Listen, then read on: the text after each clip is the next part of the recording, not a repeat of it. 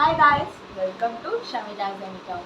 இன்னைக்கான ரெசிபி நம்ம எல்லாருக்கும் பிடிச்ச பருப்பு போலி தான்.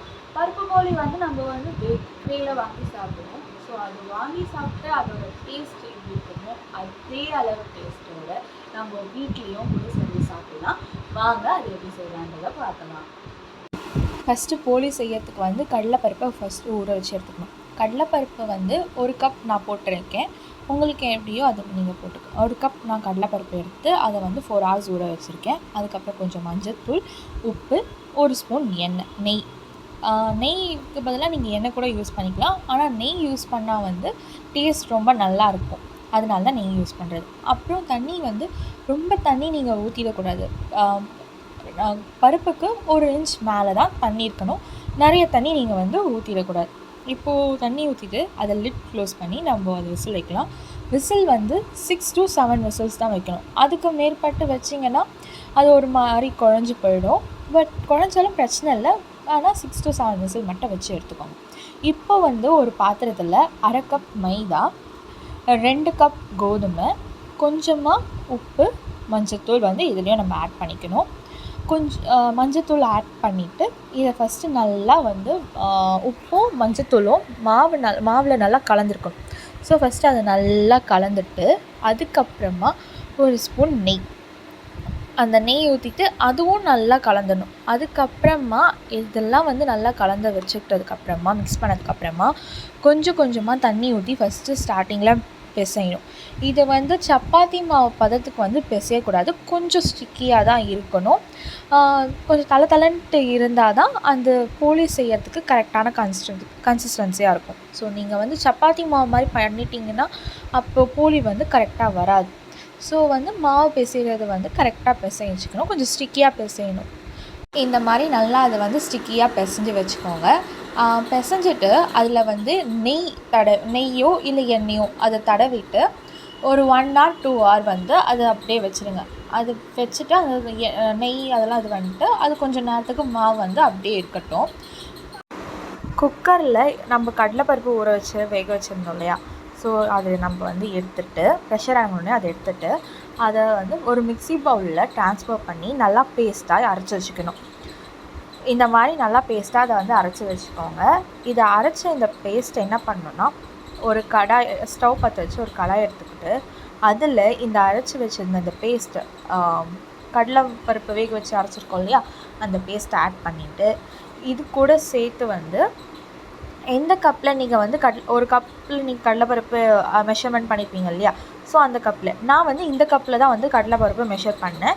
ஸோ அதே கப் அளவுக்கு 1 கப்பு வெல்லம், இன்னொரு இதில் கொஞ்சம் 1/4 கப் வெல்லம் நான் சேர்த்தேன். அதாவது 1/4 கப் வெல்லம் போட்டிருக்கேன். 2 ஸ்பூன் நெய். 1 கப் கடலைப்பருப்புக்கு 1/4 கப் வெல்லம், அதுதான் கணக்கு. ஓகேங்களா? நீங்கள் எதில் எடுத்துக்கிறீங்களோ அதை வச்சு மெஷர் பண்ணி எடுத்துக்கோங்க. இதை நல்லா கலந்துக்கணும். இது நம்ம கைவிடாமல் நல்லா கலக்கணும். நீங்கள் இன்கேஸ் அதை அப்படியே விட்டுட்டிங்கன்னா அது வெல்லம் போட்டிருக்கிறதுனால கடாயில் அப்படியே ஒட்டிக்கும், காந்து போயிடும். ஸோ கைவிடாமல் கலந்துக்கிட்டே இருங்க. அப்போ தான் பூரம் கரெக்டான பதத்தில் வரும். இல்லைன்னா அது ஒரு மாதிரி காந்து போயிடும், கடாயோட கடையாக போயிடும். நம்மளுக்கு அது கரெக்டான அந்த பூரம் வராது. ஸோ நல்லா எவ்வளோ உங்களால் கலந்துக்கிட்டே இருக்க முடியுமோ நல்லா கலந்து விட்டுக்கிட்டே இருக்கணும். இது நல்லா இந்த ஸ்டேஜ் வர வரைக்கும் நல்லா அதை கிண்டிக்கிட்டே இருக்கணும். இதில் ஒரு விஷயம் அது ஏலக்காய் பவுடர் நான் போட்டேன். பட் ஆனால் அது வீடியோவில் ரெக்கார்டு ஆகலை.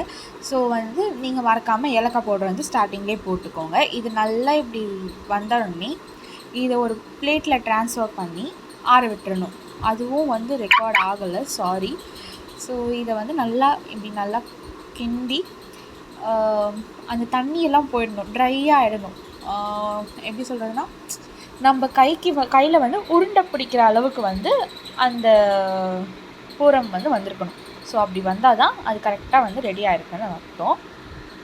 ஸோ இப்போ பூரம் ரெடி ஆகிடுச்சு. இதை என்ன பண்ணோன்னா ஒரு பிளேட்டில் ட்ரான்ஸ்ஃபர் பண்ணி அதை நம்ம ஆற வச்சிடலாம்.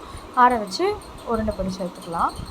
இப்போ நம்ம மாவு பிசைஞ்சு வச்சுருக்கோம் இல்லையா, அதுவும் நம்ம பூரமும் ரெண்டுத்தையுமே உருண்டை பிடிக்கிறது வந்து ஒரே அளவாக தான் நம்ம உருண்டை பிடிக்கணும். இது ஒரு அளவு அது ஒரு அளவுன்னு வச்சோம்னா அது கரெக்டாக வந்து இருக்காது. அந்த பூரம் வந்து எக்ஸ்ட்ராவாக இருந்ததுன்னா அது வெளியே வந்துடும், இல்லைனா மாவு மட்டும்தான் இருக்கும், பூரம் வந்து உள்ளே இருக்காது. ஸோ அந்த மாதிரி எல்லாம் இருக்கிறத வந்து அவாய்ட் பண்ணுறதுக்காக ரெண்டுமே வந்து சேம் குவான்டிட்டி நம்ம எடுத்துக்கிட்டோம்னா நல்லாயிருக்கும். அதுக்கப்புறம் இது வந்து கையிலேயே வந்து பொறுமையாக ப்ரெஸ் பண்ணோம்னா கரெக்டாக அது ரவுண்ட் ஷேப் வரும். இல்லை நம்ம கையில் தான் பண்ணணுமான்னா அப்படிலாம் கிடையாது. நம்ம பூரி சப்பாத்திக்கு அரைக்கிற கட்டையில் கூட நம்ம அதை தட்டிக்கலாம். இப்போது இது தட்டி எடுத்ததை ஒரு பேனில் வந்து லோ ஃப்ளேமில் வச்சு பொறுமையாக சுடுங்க. கொஞ்சமாக வந்து நெய் ஊற்றிக்கணும். இப்போ இதில் நெய் ஊற்றி அதை வந்து இந்த பக்கம் ஒரு வாட்டி அப்புறம் அந்த பக்கம் ஒரு வாட்டி திருப்பி 2 வாட்டி மாற்றி அதை வேக விடணும். வேக வச்சு அதை வந்து எடுத்துட்டோம்னா போலி ரெடி.